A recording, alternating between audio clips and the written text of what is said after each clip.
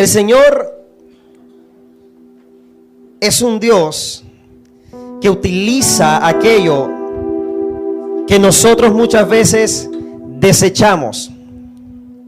Dios, el Dios en el que creemos, es un Dios que aprovecha la situación difícil para mostrar su poder. Por eso le pregunto, ¿cuántos tienen situaciones difíciles?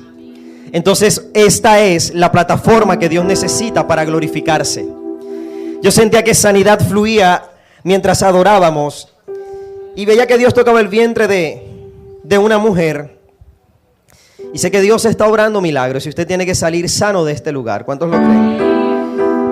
Si en tu casa hay una dificultad, es el día para ver la mano de Dios, porque la plataforma de Dios está lista. Como cuando todos están esperando un artista a que salga a la plataforma, Dios está esperando el momento propicio en el que el clímax en el auditorio esté preparado para que suceda lo que Él ha determinado que ha de suceder. Diga conmigo, desde antes de la fundación del mundo, Dios pensó en este día, en esta hora, en este lugar y en mí. ¿Cuántos lo creen? La crisis es la plataforma de Dios. Y vamos al primer libro de Reyes, en el capítulo 1. Tal vez muchas veces hemos enseñado acerca de este texto.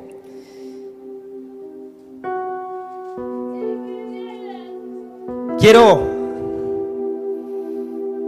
hablarle acerca de dos mujeres y tal vez algunos otros personajes bíblicos que fueron expuestos a un manto profético, que fueron expuestos a un momento de crisis, pero que a su vez fueron expuestos a la unción de Dios, al Dios de las oportunidades. Por favor, Ornella, tráeme una guatámesis. Pero por favor, espérate. Dame todo lo que tengas en tu bolsillo.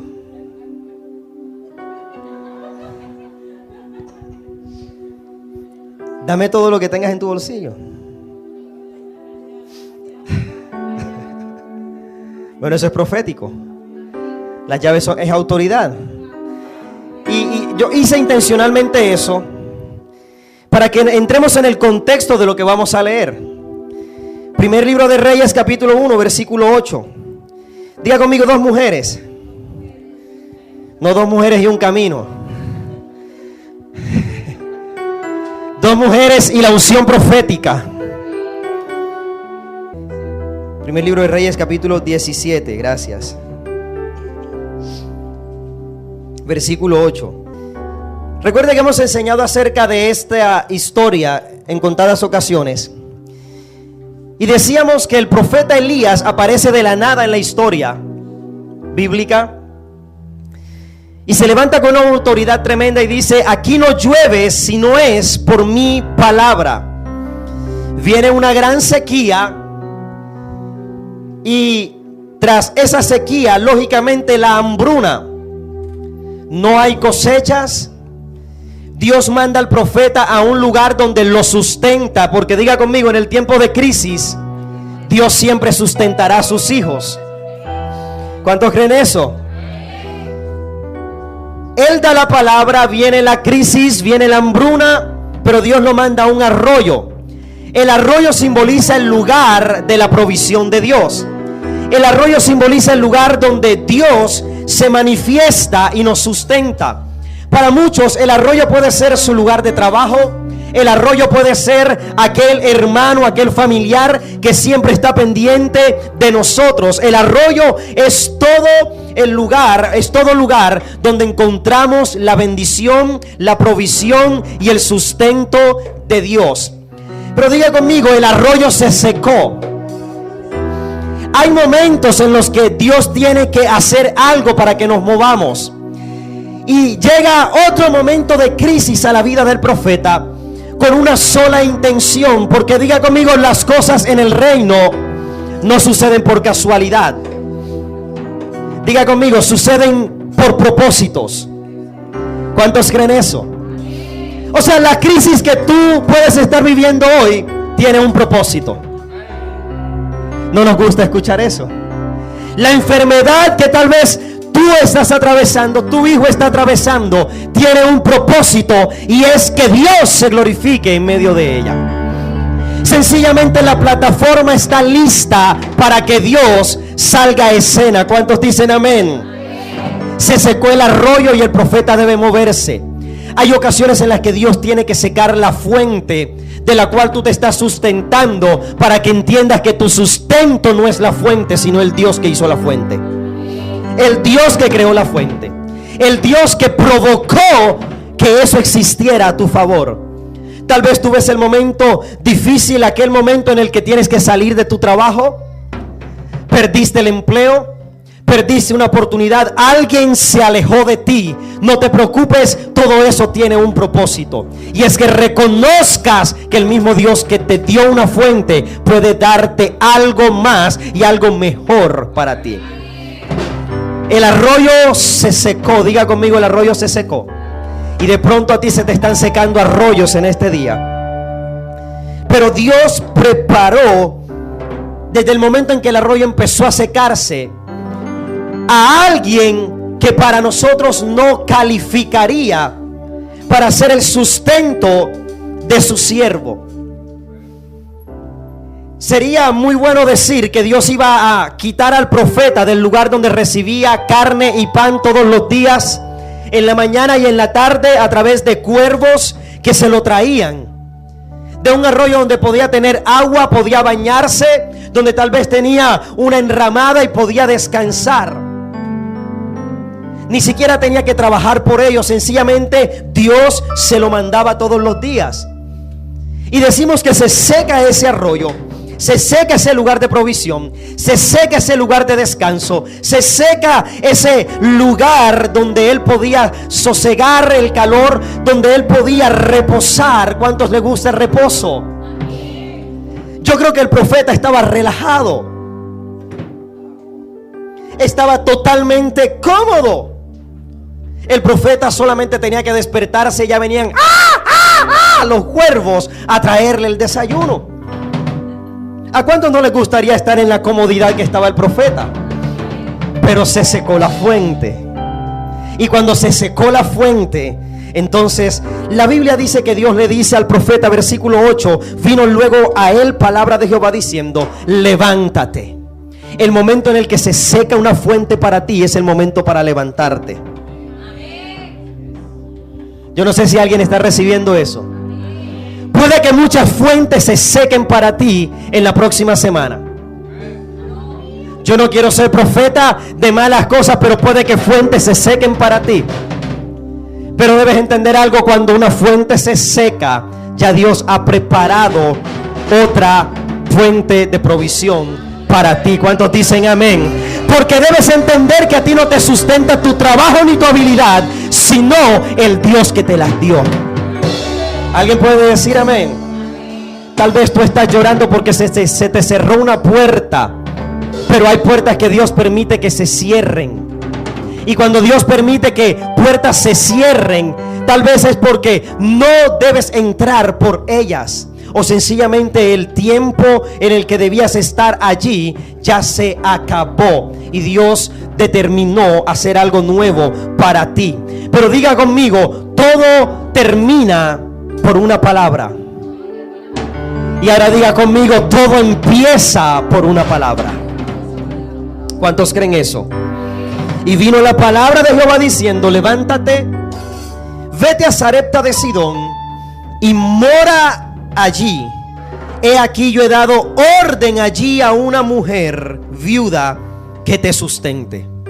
No estamos hablando de una mujer adinerada, ni tampoco dice inicialmente que era una mujer pobre. Sencillamente dice que es una mujer viuda.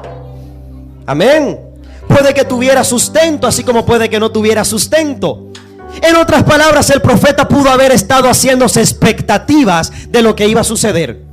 Ahora le dice, vete a la ciudad. De pronto él estaba en el desierto, donde pasaba el arroyo, pero Dios lo manda ahora a una ciudad y lo manda donde una persona que ya él había preparado para que lo sustentara. Entonces él se levantó y fue a Sarepta. Diga conmigo: diligencia. Muévete a la persona que tienes a tu lado y dile: sé diligente. Cuando Dios te habla y te dice que te levantes, levántate. Amén. Hay gente a la que Dios le ha estado hablando y están tan acomodados que no se han movido, que no han determinado moverse, que no han determinado hacer lo que Dios les dijo que hicieran. Tienes que moverte. La Biblia dice: la mano diligente será prosperada. ¿Has escuchado la voz de Dios en la voz de profetas? ¿Has escuchado la voz de Dios a través de la palabra? Pero no has determinado moverte hacia lo que Dios te dice que debes moverte. Hay gente que tiene que sacudirse y moverse para poder ver la gloria de Dios una vez más. Amén. Dios lo sustentó en el arroyo, lo manda allá.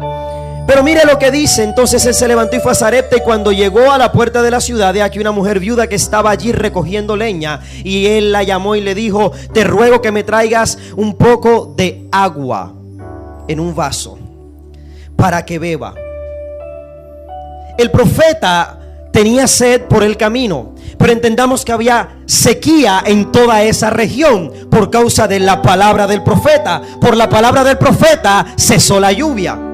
Él tiene sustento, Dios lo manda a que se seque ese sustento, lo manda a moverse, y ahora llega a un lugar donde encuentra una mujer y le dice: tráeme un vaso de agua para que beba. Y yendo ella para traérsela, él la volvió a llamar y le dijo: te ruego que me traigas también un bocado de pan en tu mano.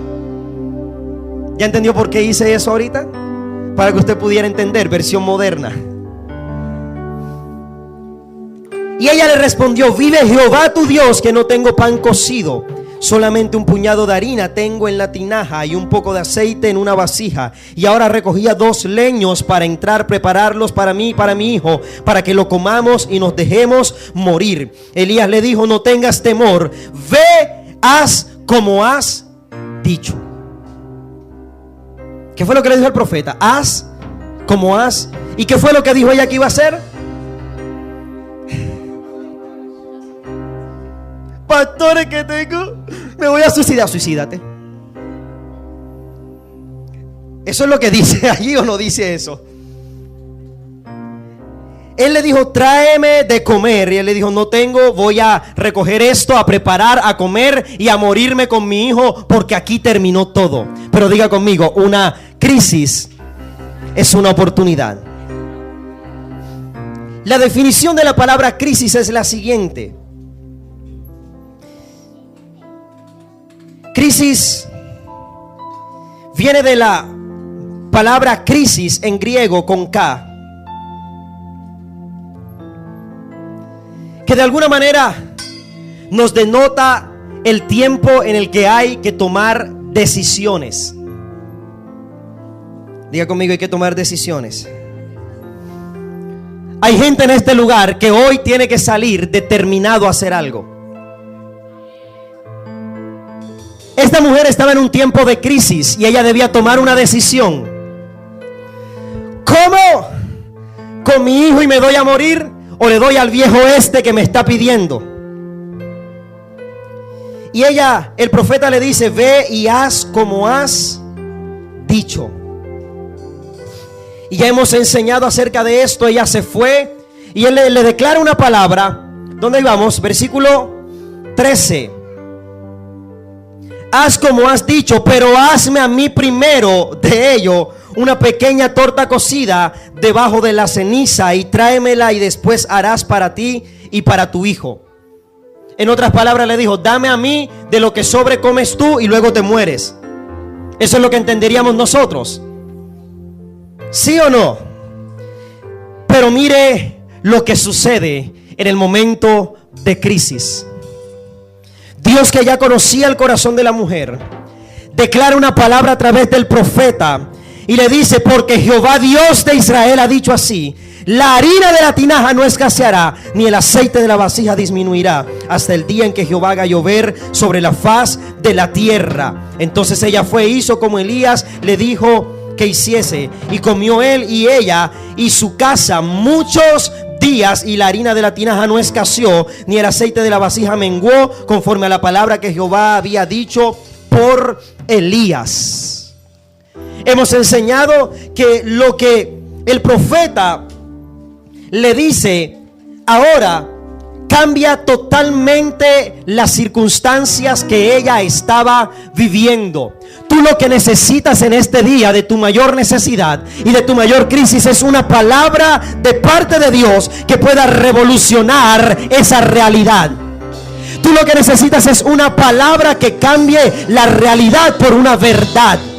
Nunca, te lo repito, nunca permitas que una realidad esté por encima de tu verdad espiritual. Y en este día he venido a sembrar en tu espíritu verdades espirituales. ¿Cuántos dicen amén? Él le dice: ve y cocina la torta debajo de las cenizas. Usted creo que debe recordar, pero para los que no han estado cuando he enseñado esto, las cenizas representan aquello que algún día fue, pero ya no es. Eso representan las cenizas. Lo que algún día fue, pero ya no es. Por ahí la gente loca dice: donde hubo amor, donde hubo fuego, cenizas quedan. Ya no queda nada. Las cenizas representan lo que fue, pero ya no es. Ya no es. Diga conmigo: ya no es. Finiquitó. Se acabó. ¿Y por qué, pastor, repite eso? Porque Dios es capaz de sacar algo bueno de lo que ya no es. Dios es capaz de sacar algo bueno de las cosas que tú perdiste. Dios es capaz de sacar algo bueno de aquello que algún día pudo que te haya bendecido, pero hoy no sirve absolutamente para nada. De allí Dios va a sacar algo bueno. Amén. La crisis es la plataforma de Dios. En ese momento de crisis para esta mujer, Dios utiliza al profeta y viene con una palabra que cambia el destino de esta mujer. Él dice: no lloverá, Jehová te sustentará hasta que Él haga llover sobre la tierra. Pero ¿por quién iba a llover? Por la palabra del profeta. ¿Alguien dice amén? Y más adelante encontramos en el segundo libro de Reyes, en el capítulo 4, otra historia donde nuevamente una mujer es expuesta a la unción profética en medio de una crisis. La intención con esta palabra es que tú en este momento puedas entender que la crisis no es el tiempo de que vayas a la tumba, sino de que si has muerto tú puedas resucitar. Amén. Si tú estás viviendo crisis, hoy debes entender que es la oportunidad en la cual Dios se va a glorificar. Si tú necesitas hoy un milagro, yo creo que Dios, el Dios al que predicamos, el Dios al que hemos conocido, ha de glorificarse una vez más. Alguien dice amén. ¿Está allí?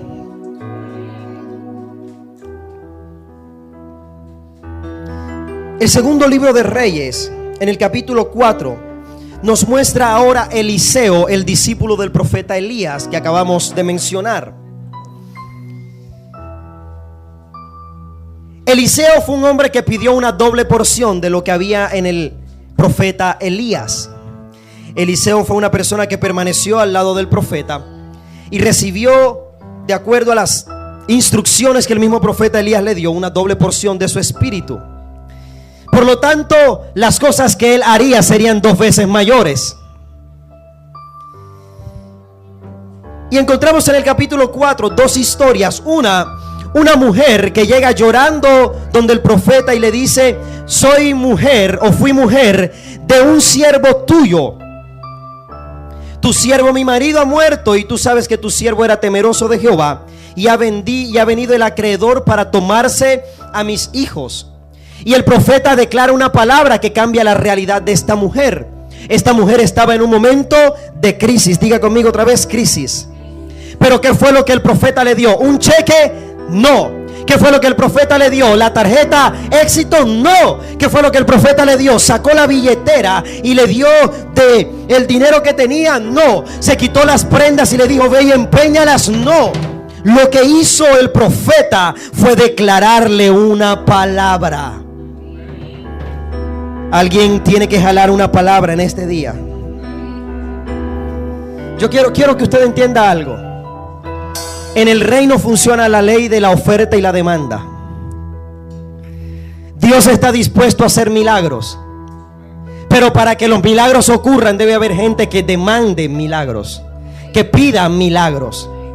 Dios quiere hablar proféticamente a su pueblo, pero para que haya profecía debe haber alguien que anhele la profecía. Si la viuda no se acerca al profeta, ella no hubiese recibido esa palabra. Ella se acercó al profeta y le dijo: no sé qué hacer. Profeta, dame una palabra. Y él le dice: ¿qué te haré yo?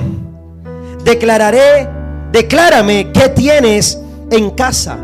Y ella le dijo: tu sierva ninguna cosa tiene en casa sino una vasija de aceite. Muchas veces lo que tú más desprecias o lo que menos valoras es lo que puede servirte de fuente de provisión o de salvación. Hemos enseñado que lo que tenemos en casa es todo aquello que sabemos hacer, que podemos hacer. Y aquí encontramos un principio muy hermoso, y es que para que una casa pueda salir de crisis no solamente debe luchar una persona, todos deben unirse, porque una casa que está dividida contra sí misma no puede ser prosperada. La palabra del profeta era una palabra que estaba desatando para ella un milagro, pero el milagro se iba a desatar cuando ella ejecutara la palabra profética de acuerdo a las instrucciones que se le dio. Di conmigo, dile al que tienes a tu lado: sigue las instrucciones. Amén. ¿Cómo nos cuesta seguir instrucciones? Nos cuesta seguir instrucciones. Pensamos que hemos madurado, pero seguimos siendo niños. Yo le digo a George: papi, tráeme esto, ve y haz esto, ve esa tal cosa. ¿Ah? Y bien inteligente que es. O hace una y se le olvidan dos. Y puede que nosotros nos quejemos, pero somos iguales. Son como niños. Porque no seguimos instrucciones. Y mira lo que le dijo él a la mujer. Él le dijo: ve y pide para ti vasijas prestadas de todos tus vecinos. ¿De quiénes? ¿De algunos vecinos? De todos tus vecinos. Vasijas vacías, no pocas. Aquí me habla otra vez de algo que se llama diligencia. Diligencia. La plataforma estaba siendo preparada para que Dios se glorificara. Cuando la plataforma está lista, Dios sale al ruedo. Cuando la plataforma está lista, Dios sale a escena. Cuando la plataforma está lista, ocurren los milagros. Y lo que estamos haciendo a través de recorrer la palabra es preparar la plataforma en medio de esa crisis que tú estás viviendo, para que se cambie la atmósfera. Yo siento que la atmósfera está siendo transformada para milagros en esta mañana. ¿Cuántos creen eso?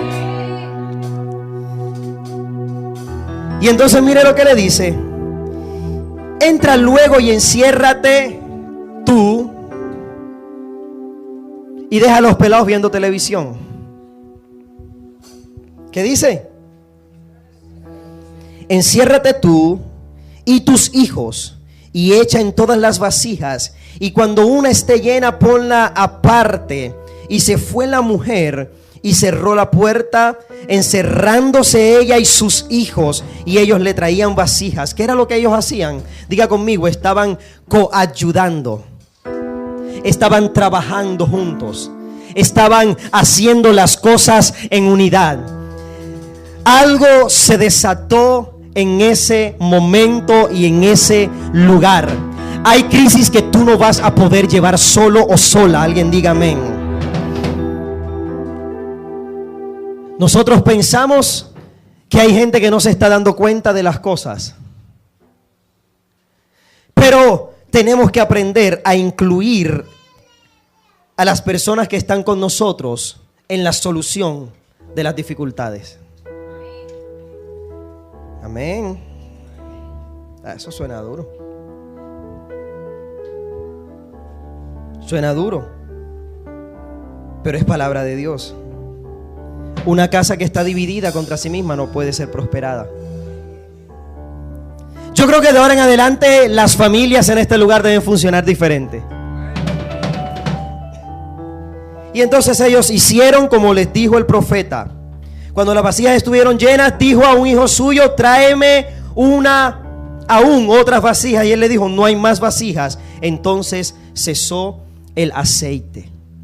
Una palabra profética cambió la situación. Ahora veamos la viuda anterior. Para nosotros sería bueno decir: Dios movió al profeta del arroyo para llevarlo donde una mujer que tenía con qué sustentarlo. Pero resulta que Dios violó toda norma, Dios violó toda ley natural y no lo llevó donde alguien que tenía, sino donde alguien que no tenía. ¿Dónde lo llevó Dios? Donde alguien que no tenía. Pero cuando Él lo lleva donde esta persona, diga conmigo, el propósito de Dios siempre se cumplirá. ¿Y cuál era el propósito de Dios? Diga conmigo: sustentar al profeta. Pero además de eso, sustentar a la viuda. Esta viuda no creía en Dios. Ella no pertenecía al pueblo de Dios. Sin embargo, había escuchado de lo que Dios hacía a través del profeta. Y se movió el profeta hasta donde ella. Y por eso Él le dice: vive Jehová tu Dios que no tengo nada. Pero cuando ya usted ve el milagro al final, ella le dice: ahora veo que realmente Jehová está contigo. Y hoy he venido a declararte palabra de Dios para que tus circunstancias empiecen a ser transformadas, tenga o no tengas, porque Dios se encargará de colocar la fuente. Alguien diga amén. Yo esperaba un mejor amén. Vamos por acá. La atmósfera está siendo preparada para que tengas o no tengas, Dios manifieste una fuente. La atmósfera está siendo preparada para que tengas tú o no tengas, Dios sea quien manifieste una fuente. ¿Estamos aquí, iglesia? Aquí Dios le enseña un principio ahora a esta viuda en el segundo libro de Reyes. Y le dice: enciérrate con tu familia. Enciérrate con tu familia. Luego en el capítulo, versículo 8, dice: aconteció también que un día paseaba Eliseo por Sunem, y había allí una mujer importante que le invitaba insistentemente a que comiese. Y cuando él pasaba por allí, venía a la casa de ella a comer. Y ella dijo a su marido: he aquí ahora, yo entiendo que este que siempre pasa por nuestra casa es varón santo de Dios. Yo te ruego que hagamos un pequeño aposento de paredes y pongamos allí, diga conmigo, una cama, una mesa, una silla y candelero, para que cuando él viniera a nosotros se quede en él. Cada vez que tú y yo aprendemos cómo se mueve el reino y nos movemos de acuerdo a los principios establecidos, Dios se encarga de las situaciones que nosotros estamos viviendo. Dios se encarga de moverse en nuestra crisis. ¿Cuántos lo creen? Ahora, yo quiero que entendamos algo. El profeta Eliseo pasa por la casa de una mujer que tenía recursos. El profeta Elías fue donde una mujer que no tenía recursos. Él llega a la casa de esta mujer y ella le dice: mira, ven a comer. Insistentemente siempre le decía: ven a comer, ven a comer, ven a comer. No se preocupe que esto no es mensaje subliminal. Ven a comer. Y ella le dijo a su marido, no lo invitó solita, y le dijo: ven. Y le dijo a su marido: vamos a hacerle un aposento. El significado bíblico de un aposento es este: es una habitación normalmente muy íntima y diferente a la habitación nupcial. Es una habitación exclusiva para dormir. Normalmente las casas no tenían un lugar para huéspedes. Y las casas que tenían lugar para huéspedes casi siempre era en la parte de arriba y era de personas pudientes. Ya leímos que esta era una mujer que tenía la capacidad económica para ofrecerle al profeta un lugar cómodo. En otras palabras, el profeta lo colocaron en un penthouse. Colocaron al profeta cómodo en un lugar. Y la historia se sigue desarrollando. Y mire lo que dice el versículo 10. Y aconteció que un día vino él por allí y se quedó en aquel aposento y allí durmió. Entonces dijo a Giezi su criado: llama a esta sunamita. Y cuando la llamó, vino ella delante de él. Dijo él entonces a Giezi: dile, he aquí, tú has estado solícita para con nosotros con todo esmero. ¿Qué quieres que haga por ti? ¿Necesitas que hable por ti al rey o al ejército o al general del ejército? Ella respondió: yo habito en medio de mi pueblo. Y él dijo: ¿qué pues haremos por ella? Y Giezi respondió: he aquí que ella no tiene hijo y su marido es viejo. Cualquiera malinterpretaría la situación.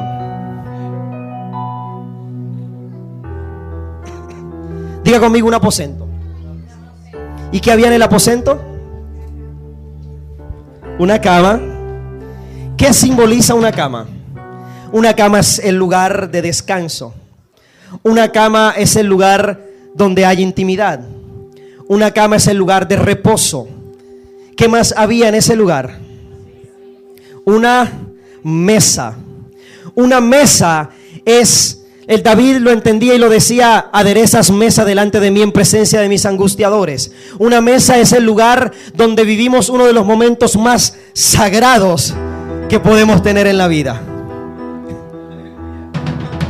Una mesa es un lugar de deleite. Una mesa es el lugar que nos simboliza provisión. Es el lugar que nos simboliza abundancia. Porque cuando le coloca una mesa, no le colocaba la mesa nada más para que adornara, le colocaba la mesa porque iba a tener delante de él manjares. Estamos hablando de una mujer que podía. Diga conmigo: lo que el hombre siembra, eso recoge. Pero le hizo ¿qué cosa? Un aposento. Le colocó el lugar de reposo. Le colocó el lugar de deleite. Y lo que le simbolizaba a ella, o a él, perdón, provisión y sobreabundancia. Pero también le colocó una silla. Y una silla es un lugar en el que, bíblicamente, hablando en el significado profético, se sientan las personas de autoridad. Se sientan las personas de autoridad. Y debemos comprender que el reino de Dios se mueve de esta manera. Cuando tú honras el reino te recompensa. Y todo aquel que esté dispuesto a servir a Dios, a honrar a Dios, a trabajar para Dios, Dios le ha preparado aposento, le ha preparado mesa, le ha preparado cama y le ha preparado una silla para que se siente en posiciones de autoridad y de gobierno. No sé si habrá alguien que entienda y reciba eso en esta mañana. Las puertas que estaban cerradas se van a abrir. Yo veo una puerta de 72 horas proféticamente en esta hora. Veo negocios que se están haciendo. Anote los 72 horas que vas a entrar en reposo. Reposo. Sillas de autoridad. Y de pronto malinterpretaríamos lo que le dice Giezi. Ella no tiene hijos y su esposo está viejo. Elías, o vas tú o voy yo. ¿Quién se sacrifica? No seamos carnales. Eso no es lo que estaba diciendo él. Lo que estaba diciendo el siervo del profeta, escúchame bien qué era. Le estaba diciendo: tú tienes algo que ella necesita. Tú tienes algo que puedas darle a ella. Ella te dio a ti un lugar, un aposento para descansar. Ella no necesita que tú muevas tus influencias. Ella lo que necesita es una palabra. Eso era lo que le estaba diciendo. Ella necesita una palabra. Y entonces mire lo que dice él. Llámala. Versículo 15. Y él la llamó y ella se paró a la puerta. Y él le dijo: el año que viene para este tiempo abrazarás un hijo. Y ella dijo: no, Señor mío, varón de Dios, no hagas burla de tu sierva, no te burles de mí. Mas la mujer concibió y dio a luz un hijo el año siguiente, en el tiempo que Eliseo le había dicho. Diga conmigo: la palabra que viene del corazón de Dios siempre se cumple. Siempre se cumple. Para no alargar esto más, ¿qué sucedió? El hijo nace y el hijo crece, pero el hijo muere. Y el hijo muere. Ella se acerca al profeta, diciéndole primeramente a su marido: prepárame para ir donde el varón de Dios. No se distraiga. ¿Qué sucedió? El hijo murió. Cuando el hijo murió, se lo llevan al marido. Y el marido le dice: llévenselo a mi esposa. No porque él fuera irresponsable, sino porque sabía que ella sabría qué hacer. Y yo declaro que aquí Dios levanta mujeres sabias que saben qué hacer. Ah, eso sí les gusta. Llévensela a mi mujer. Y ella que dijo: prepárenme y vamos donde el siervo de Dios. Llegaron al lugar donde estaba el siervo de Dios. Y la Biblia dice que él se tendió sobre el niño, colocando su boca con la boca. Esto no es como Tupamaro, boquita con boquita, pechito con pechito. Él le dijo, se tendió boca con boca, mano con mano. Y entonces dice la Biblia que el niño estornudó 7 veces antes de incorporarse. ¿Cuántas veces estornudó? ¿Cuántas veces estornudó? ¿Cuántas veces estornudó? Hay gente que está a pocos estornudos de su milagro. Usted no la agarró. Antes de incorporarse, el muchacho estornudó 7 veces. Algunos están a pocos estornudos de un milagro de Dios. Amén. De pronto estornudó una y no pasaba nada. 2, 3, 4, 5, 6. Pero a la 7ª vez se incorporó. A la 7ª vez se incorporó. Porque Dios había preparado la plataforma para eso. Un milagro está a punto de llegar a tu casa. Alguien dice amén en esta hora. Alguien dice amén. Dile a 2 o 3 personas: estás a pocos estornudos de tu milagro. Dígale: estás a pocos estornudos de tu milagro. Alguien dice amén. Ahora, ¿quién programa un estornudo? Un estornudo viene de repente. Un estornudo viene de repente. Por eso le declaro proféticamente que usted está a un de repente de Dios. Está a un de repente de Dios. Alguien dice amén. Colóquese de pie, de lo mejor aplauso que usted pueda al Señor.